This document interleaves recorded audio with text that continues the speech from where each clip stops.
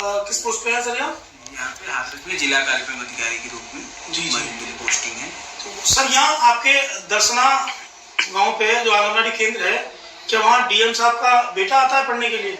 जी, दर्शना आंगनबाड़ी केंद्र है जो इसमें डीएम मैडम का बेटा पढ़ने के लिए आता है और पिछले 3 महीने से अधिक से वो बच्चा पढ़ने के लिए आ रहा है। तो सर उसके लिए कोई विशेष सुविधा आंगनबाड़ी केंद्र में रहती है या आम बच्चों की तरह ही? नहीं, बिल्कुल नॉर्मल बच्चे की तरह वो आता है, नॉर्मल बच्चे की तरह पढ़ाई करता है। और चूंकि बच्चे हमारे बहुत छोटे होते हैं तो उन बच्चों के बीच में ये भाव भी नहीं होता कि कौन सा बच्चा किसका बच्चा है।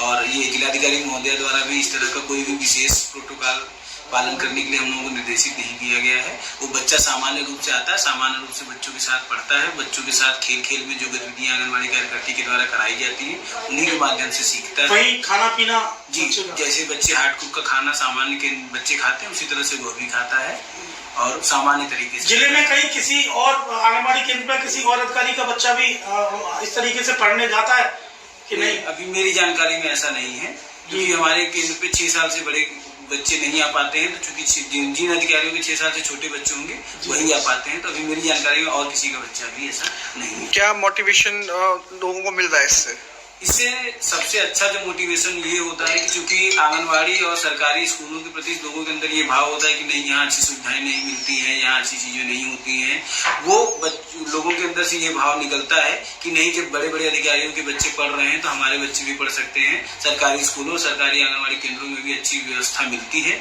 अच्छी ज्ञान दिया जाता है, अच्छी शिक्षा दी जाती है। तो ये और भी बच्चे और भी लोगों के लिए प्रेरणादायक होता है और हमारे लिए भी प्रेरणादायक होता है कि हमारी आंगनबाड़ियों का मनोबल बढ़ता है कि उनके ऊपर उच्च अधिकारियों द्वारा भरोसा दिखाया जा रहा है। के लिए मिसाल बन चुकी हैं।